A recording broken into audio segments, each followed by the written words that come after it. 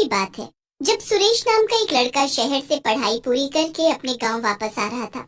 उसकी बस रात की थी, इसलिए गांव में पहुंचते पहुंचते उसे रात के करीब 2 बज गए थे। ये बस भी ना इतना धीरे चल रही थी कि बस आज तो मैं दुखी हो गया। कोई नहीं, अब जल्दी से घर जाकर माँ बाबूजी को सरप्राइज देता हूँ।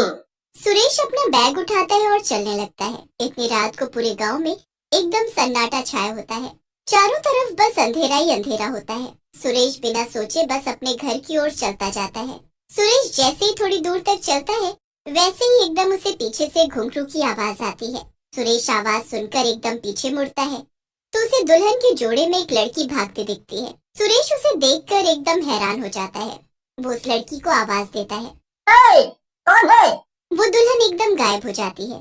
सुरेश पीछे वापस जाता है और उसे आवाज देता रहता है। वो उसे सब जगह ढूंढने लगता है पर उसे वो दुल्हन दोबारा नहीं दिखती।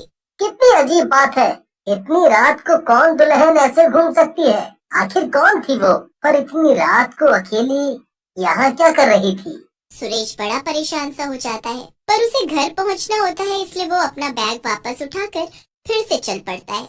जल्दी ही वो अपने घर पहुंचता है, जहां उसके माँ बाप उसे देखकर बड़े खुश हो जाते हैं। अरे सुरेश, मेरा बच्चा आ गया। तू तो कल आने वाला था ना? अरे माँ, मैं तो आप दोनों को सरप्राइज देना चाहता था। ये तो तूने बहुत अच्छा किया। चल अब आराम कर। सुरेश अपनी माँ को उस दुल्हन के बारे में कुछ नहीं बताता। वो अंदर जाकर अपने बिस्तर पर लेट जाता है। सुरेश सोने की कोशिश करता है, पर जैसे ही वो आंख बंद करता है तो बार बार वही दुल्हन उसकी आंखों के सामने आ जाती है। सुरेश उस दुल्हन को भुला ही नहीं पा रहा होता और उसी के बारे में सोचते सोचते सो जाता है। अगली सुबह जब वो उठता है तो अपने बाबूजी से मिलता है। सब साथ बैठकर नाश्ता करते हैं। बेटा, आज तुम्हारी पास के गांव वाली मौसी के बेटे की सगाई है। तुम तैयार हो जाना, हम सब साथ चलेंगे। प्लीज बाबूजी, मेरी जरा भी हिम्मत नहीं है कहीं जाने की। पता है, कल बस में इतना लंबा सफर करके मेरे पैर और कमर अभी तक दर्द कर रहे हैं। ठीक है, फिर तू आराम कर। हम तेरी मौसी को बोल देंगे। पर बेटा, हम 2 दिन बाद आएंगे। अरे माँ, आप क्यों परेशान हो रही हो? आप आराम से जाओ और आराम से आना। सुरेश के माता पिता अगले दिन शाम होते ही सुरेश की मौसी के घर निकल पड़ते हैं। उनके जाने के बाद सुरेश घर के बाहर बाग में टहलने लगता है। कुछ ही देर में सूरज ढल जाता है और अंधेरा होने लगता है। अब तो अंधेरा होने वाला है, मुझे घर जाना चाहिए। खाने का भी तो इंतजाम करना है। घर पहुंचकर उसे घर के अंदर वही घुंघरू की आवाज आती है।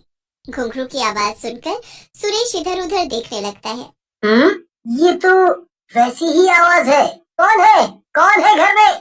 सुरेश की आवाज देते ही वो दुल्हन उसके सामने आ खड़ी होती है। तुम मेरे घर में कैसे आ गई? वो मैं आपके लिए खाना लाई थी।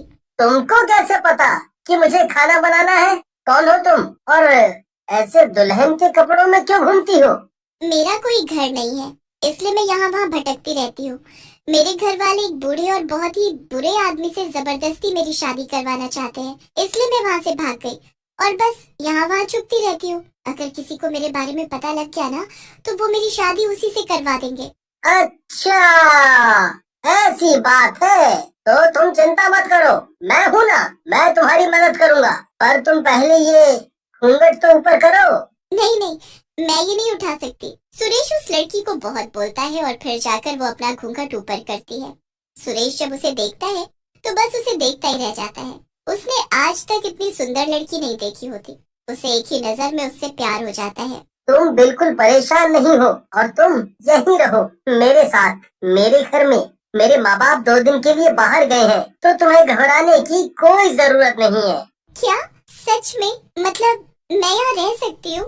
वो दुल्हन बड़ी ही खुश हो जाती है और सुरेश के साथ उसके घर चली जाती है। दोनों साथ बैठकर खाना खाते हैं और खूब बातें करते हैं। पर फिर छाया को नींद आने लगती है और वो सोने के लिए बोलती है।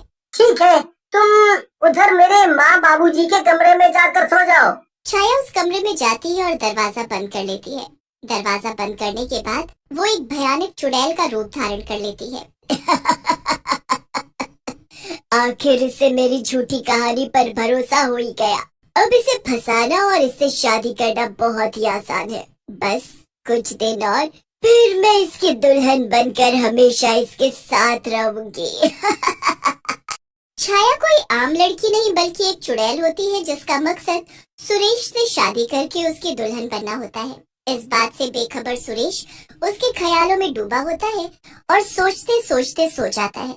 अगले दिन उठते ही वो छाया के कमरे में जाता है, पर वहाँ छाया नहीं होती। अरे ये कहाँ चली गई? रात को तो यही थी। सुरेश पूरे घर में उसे ढूंढता है पर वो उसे कहीं नहीं मिलती।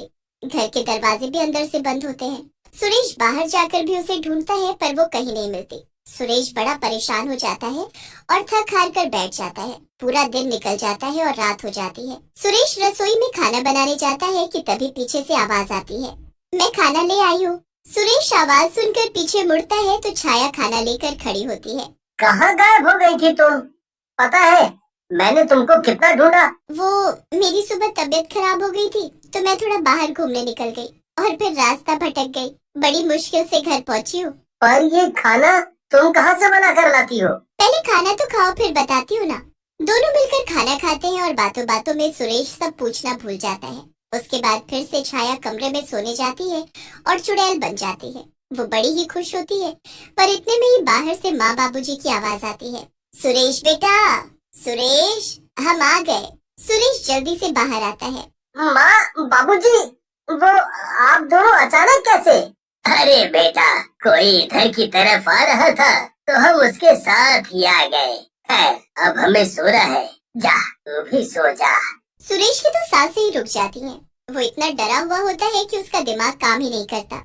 वो हिम्मत करके अपने माँ बाबूजी के पीछे जाता है तो कमरे में कोई भी नहीं होता। सुरेश को कुछ समझ नहीं आता। वो सब जगह उसे ढूंढता है पर वो कहीं नहीं मिलती। सुरेश अगले दिन छाया के बारे में अपने माँ बाबूजी को बताता है। वो तो एकदम हैरान ही रह जाते हैं कि आखिर 2 दिन के अंदर ये लड़की कौन आ गई। वो उस लड़की से मिलने के लिए बोलते हैं, पर सुरेश को तो पता ही नहीं होता कि वो कहाँ है। वो कुछ बहाना मारता है पर रात को फिर से छाया अचानक घर आ जाती है। ये सब क्या है? तुम हमेशा रात को आ जाती हो और पूरा दिन गायब रहती हो। आखिर ये सब हो क्या रहा है? सुरेश छाया से सवाल जवाब कर ही रहा होता है कि तभी उसकी माँ आ जाती है। अच्छा तो तुम हो छाया, पर तुम दुल्हन के जोड़े में क्यों हो? माँ, वो इसके घर वाले इसकी शादी जबरदस्ती एक बुढ़ी और बहुत बुरे आदमी से करवा रहे थे, इसीलिए ये शादी वाले दिन वहाँ से भाग गई। बेचारी बड़ी ही दुखी है। जी माँ जी, और मेरी जब तक शादी नहीं होगी मैं इसी दुल्हन के जोड़े में रहूंगी। मैंने कसम खाई है। हाँ बेटी, अच्छा चलो मेरे साथ चलो, रसोई में काम करते हैं। छाया रसोई में आटा निकालती है तो उससे पूरा डिब्बा गिर जाता है। अरे ये क्या किया तूने? चल कमरे में जा, मैं ठीक कर दूंगी सब। छाया रसोई से बाहर जाने लगती है पर उसे जाते देख सुरेश की माँ के होश उड़ जाते हैं। आटे पर पड़ने वाली छाया के पैर रसोई में बाहर की तरफ नहीं बल्कि अंदर की तरफ छपने लगते हैं। वो सर पकड़कर वहीं बैठ जाती है। हे भगवान, ये तो उल्टे पैर है, मतलब ये कोई चुड़ैल है। राम राम राम, मैं क्या करूँ, अब मैं क्या करूँ? वो जल्दी से सुरेश के पास जाकर उसे सब बताती है। सुरेश तो इस बात पर यकीन ही नहीं करता। देख बेटा, वो चुड़ैल है, मेरी बात मान। तभी वो बस रात को आती है। सुरेश को ये सुनकर बड़ा धक्का लगता है।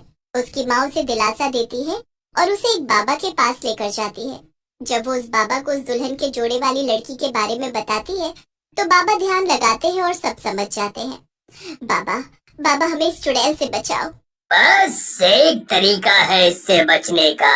रात 12 से सुबह 4 बजे के बीच इसकी चुन्नी को इसके सर से खींचना होगा और उस चुन्नी को अपने पास रखना।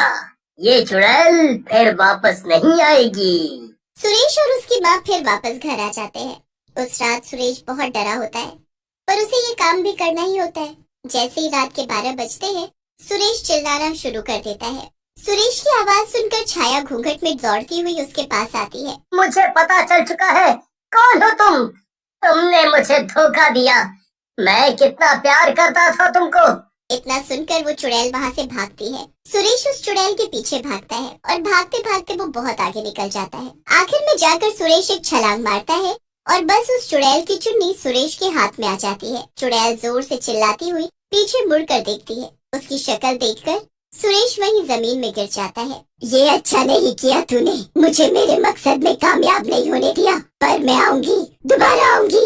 इतना कहकर चुड़ैल गायब हो जाती है और फिर दोबारा कभी दिखाई